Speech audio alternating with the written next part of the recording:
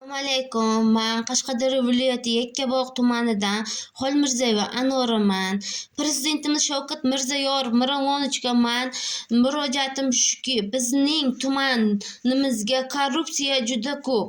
Masalan, oladigan bo'lsak, bir mahalla xotin-qizlar raisimizni mana tinglab ko'ring, bu haqiqat. Plastik taxladingiz menga bachadan puliga. Qanchaga? Бесплатно что?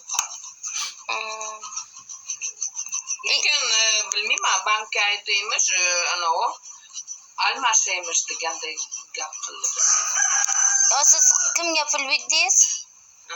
Muborakka berdingizmi? Tayyor berdingizmi pulini? Yo plastik berasiz? Yo, u menga plastikka pul tushdi. Men nalichani Qancha berdingiz? Qancha? 2 oylik qancha tushdi? 2 oylikda men o'zim qistamdan. Qancha berdingiz? 800 ming? 400. Muborakka po'llama. Ha? Voy, iflos. Zarfa qancha?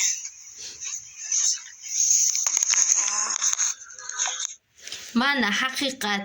Oddiy mahalla xotin-qizlar raisimiz 800 minglab pul olyapti. Bankka qo'shaloq puli bor, qo'shaloq uyi bor, 2 ta farzandi bor ayollarni 800 minglab pul olib bola nafaqasini chiqarib beryapti. Bu borasiga tuman xotin-qizlar raisimiz Muhammadiyeva Sayora opaga, tuman hokimimiz Nabi amakiga, viloyat xotin-qizlar raisimiz Ziyada Aminova opaga, viloyat hokimimizga, hattoki qo'l ostingizga ishlagich respublika xotin-qizlar bo'limi Aziza opaga ham murojaat qildim. Aziza opa ham ko'ra turib, eshita turib eshitmaslikka oldi.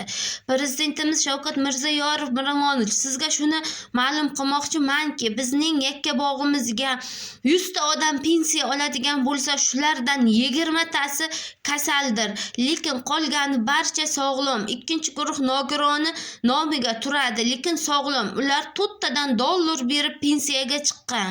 Qani doktor ko'rib uni tabiiy tekshirsin, tekshiradigan bir kuchliroq doktor kelib tekshirsa biladi. Buni ham viloyat ham tuman hamga ham murojaat qildim bu borasida, lekin hech kim tinglamadi.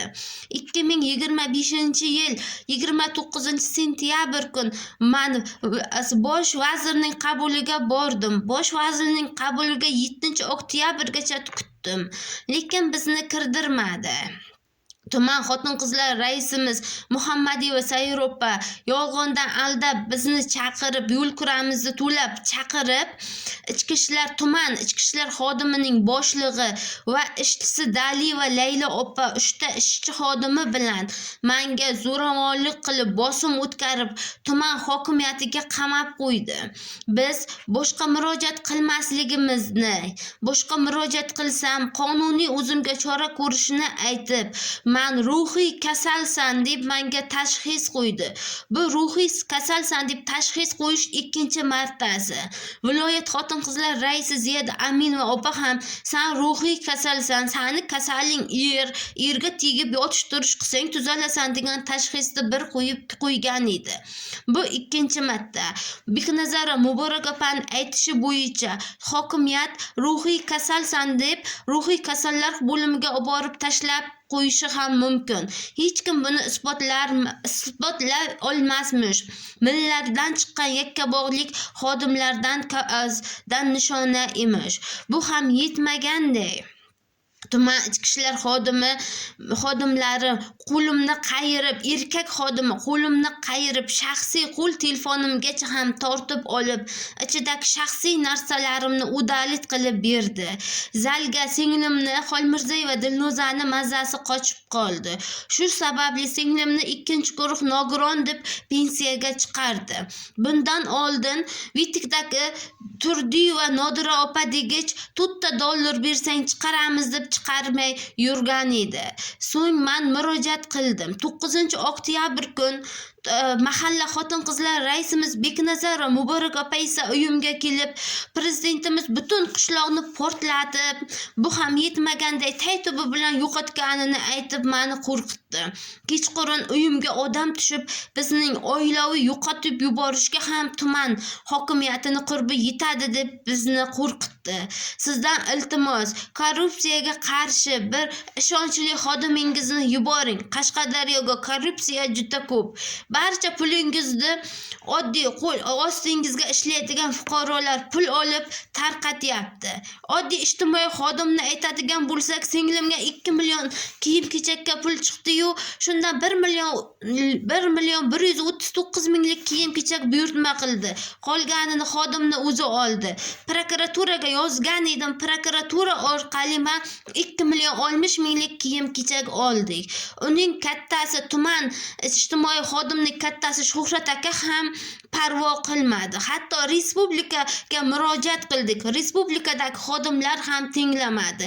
Menimcha bu korrupsiyadan tuman ham, respublika ham, viloyat ham teng sheriklikka ish qilsa kerak. 10-oktyabr kun ijtimoiy xodimni yolg'ondan tuman hokimimiz Naba amaki uyimga yuborib dalolatnoma tuzdiryapti.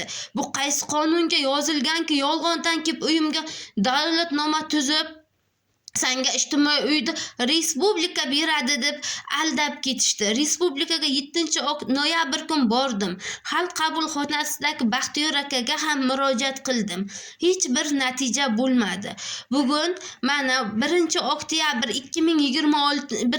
1-mart 2026-yil sizga murojaat qilishga majburman. Prezidentimizga shuni ma'lum qilamanki, nochor oddiy kambag'allarga deb tarqatilgan narsani tuman hokimiyati, xotin-qizlar barchasi bo'lib olib, oddiy xalqqa hech qanaqa narsa bermaydi.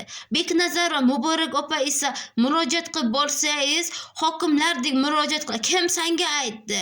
Bu hokim prezidentimiz nomiga qaror chiqarib, nomiga yordam chiqarar emish, lekin bermas emish. Uni xalq ko'rsin deb ko'rgazmaga chiqargan emish.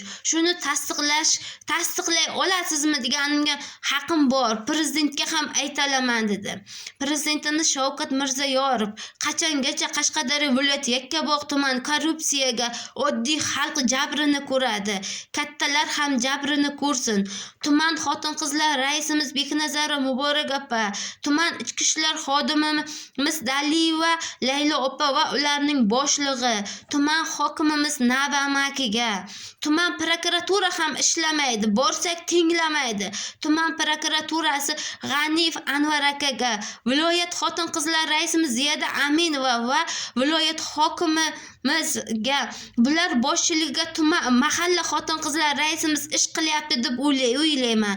Mahalla xotin-qizlar raisimiz Beknazarova Muborak opaga ham qat'iy qonuniy chora ko'rishingizni so'rayman. Oddiy xalqni siz tinglamasangiz kim tinglaydi? Iltimos, prezidentimiz Shavkat Mirziyoyev bizga yordam bering. Korrupsiyadan bizni qutqaring.